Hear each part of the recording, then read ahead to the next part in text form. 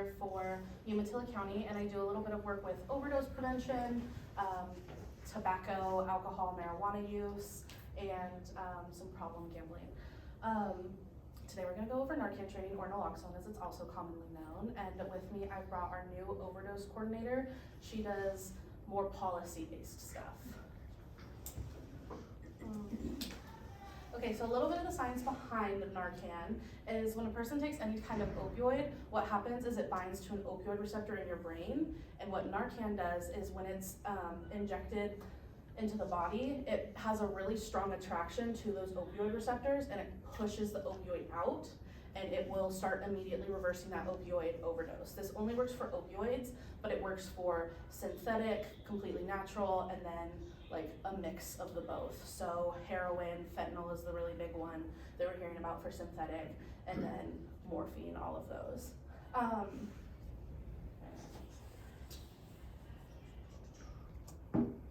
Signs of an overdose. A really big one to look out for is blue lips, blue fingertips.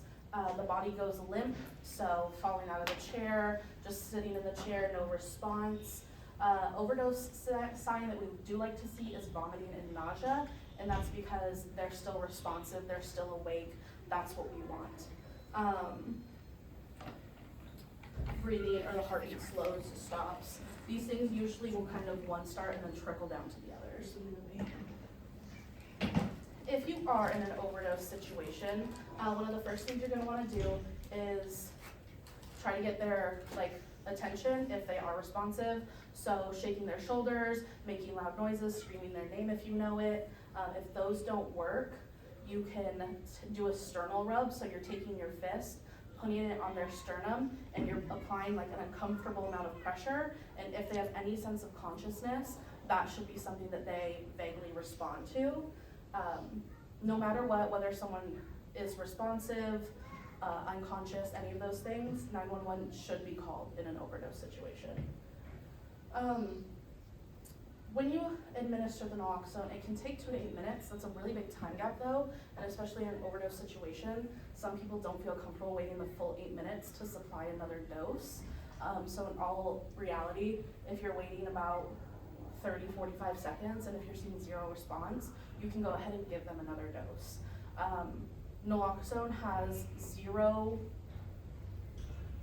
effects, you cannot become addicted to it. It is not something that can be abused. So you can give someone as many doses as they need until they're responsive, until someone shows up, or if you only have I think the schools are supplied with 2 doses. I think so. So if you only have 2 doses and you use both of them but you're out, you've done what you can in that situation in terms of providing Narcan. This is more of a hospital thing, but if for whatever reason you're very isolated, 911 wasn't called, or they're taking a really long time to get here, if they do regain consciousness after being given Narcan, they need to be monitored for at least 3 hours because the opioids tend to last longer in the system than Narcan does. So there's a chance that they can re-overdose in that same situation. If someone does regain consciousness after getting the Narcan, you're going to want to put them into the recovery position. The key for this one is to support their head so that their airways are open, and also whatever leg is not on the ground, you're going to want to throw it to the other side so it acts like an anchor, because if someone does regain consciousness and they are just laying flat on their back, one of the first things that they will do most likely is vomit. And then they'll be choking on their vomit, and that will be a whole other issue. The really one big side effect of Narcan is that it immediately puts a drug user in withdrawal. So they're going to wake up, they're going to feel very nauseous, they might be irritated, confused. It's going to immediately put their body through a withdrawal because they were riding a high and it immediately got taken away. So that is really the one big side effect to providing Narcan to someone, but besides that, like I said, no chance for abuse or anything like that. Some common misconceptions, most drug users, no matter their age, aren't aware that fentanyl is in their drugs, and they don't want fentanyl in their drugs. There are some drug users who do want fentanyl, and that is what they will actively go search for, but there are a lot of drug users that don't know that fentanyl is in their drugs. And so, like, they don't know that they might be taking a potentially fatal dose of a drug that they have built a, like, resistance to, and, like, they think it's a normal dose for their body.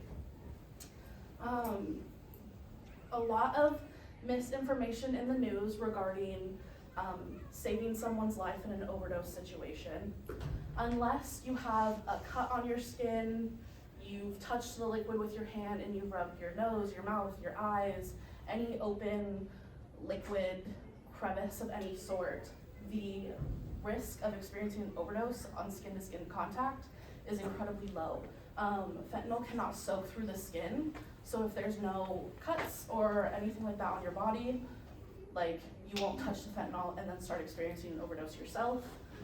Same thing with CPR, like, unless there's liquid on their mouth and you touch your mouth to theirs and, like, get the liquid in your mouth, providing CPR to someone experiencing an overdose, you will not, like, the odds of you experiencing an overdose yourself, incredibly unlikely, and most likely wouldn't happen. But I do understand that people want to make sure they're safe, so if you are providing CPR to someone, or you are in a situation where you don't know what types of drugs were used in an overdose, and you can limit skin-to-skin contact by putting gloves on, like, having mouth barriers are always preferred, even in not a drug overdose situation. So you can still take precautions, but in terms of misinformation, the odds are quite low of this happening. How to administer Narcan. So it's very simple. You guys have the nasal ones. So you're going to put your fingers on the applicator and you're going to shove it up their nose until your fingers hit the base of their nose, and then you'll push the plunger until it can't go any further, and the liquid will spray into their nose and do what it needs to do. Narcan is safe for all ages, all sizes.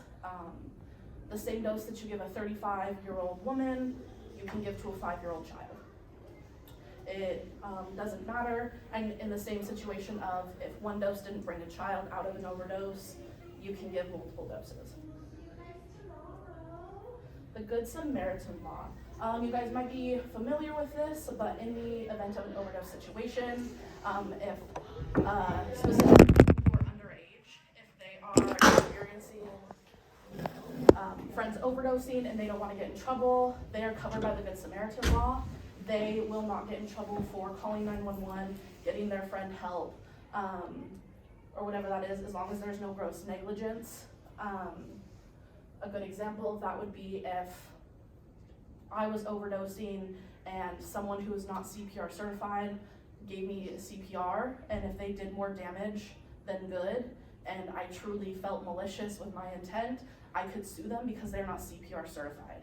So that is technically malicious intent or malicious negligence because they weren't certified to do something that they performed on my body. It's a very, like, extreme case though. Most people would be grateful for having their life saved. It also covers people who are on, like, parole or probation. Like, if they're found in a situation where an overdose is happening, they wouldn't get in trouble for calling 911 or being around people who are doing drugs. Any questions? I don't know where we keep this, but I will know tomorrow when the nurses read it. Probably in that cloth cabinet, probably. So you said you could administer multiple doses. I mean, like, multiple doses, like, how, is there a limit? Not necessarily. It really just depends on, like, how many people have on hand. I don't know if you guys have seen, like, the recent video of the police officer like overdosing from exposure to fentanyl or whatever it was. They gave her 3 doses of Narcan. And she regained consciousness.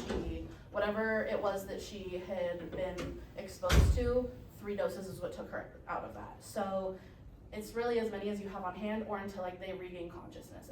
If they've regained consciousness, you can wait, see what, like, if they're going to start throwing up, they are coherent in some sense, and then if you're nearing that 3-hour mark and still no help has arrived or it wasn't called, then you can, while they're still conscious, you can supply them with another dose to make sure, just to make sure that they're not falling back into an overdose and re-experiencing everything all over again. But yeah, like I said, it's not something that can be abused.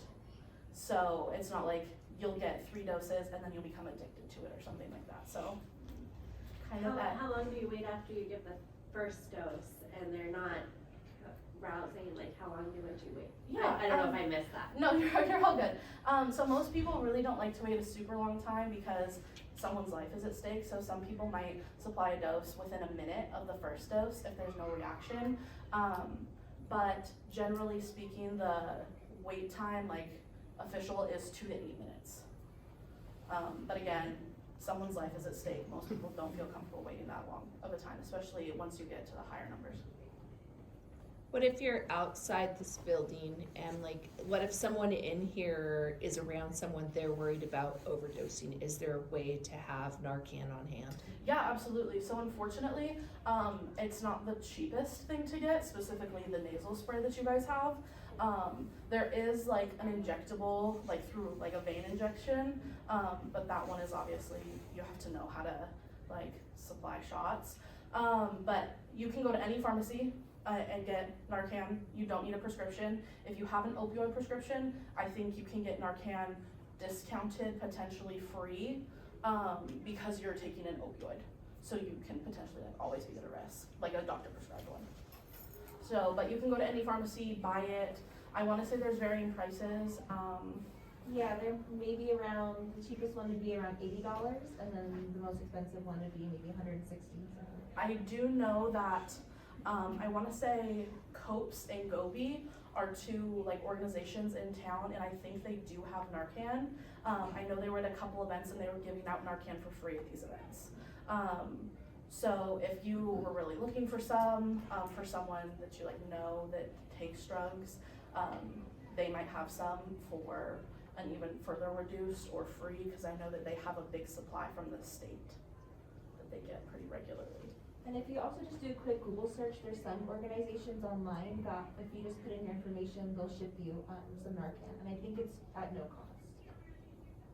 I'm not sure what those organizations are, but I'm happy to provide that. Yeah, we can look it up for you. I don't have Happy any to provide that for you. Anything else?